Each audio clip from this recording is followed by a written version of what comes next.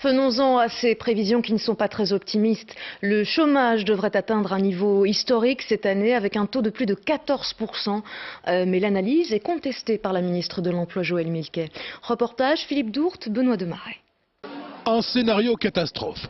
Un taux de chômage historique de 14,6%, c'est pour 2010 la prévision de 750 000 chômeurs en Belgique.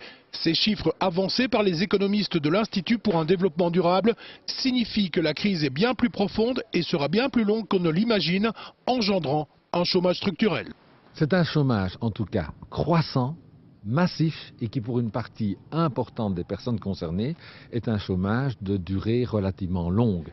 Les projections réalisées à partir de cette étude glacent le dos de beaucoup, mais laissent la ministre de l'Emploi pour le moins perplexe. On est pour le moment à 447 000 globalement personnes qui sont des chômeurs indemnisés par l'ONEM. En un an, une des années les pires, c'est-à-dire en 2009, l'augmentation a été de 40 000. Et les pires des projections de l'ONEM et du Bureau du Plan, qui est l'institut officiel qui fait des pronostics, prévoient au pire 75 000 demandeurs d'emploi de plus. Ce sont des données tout à fait officielles, ce sont celles du Bureau du Plan pour l'essentiel et de la Banque nationale. Je porte évidemment la responsabilité des estimations, mais ce sont des chiffres officiels.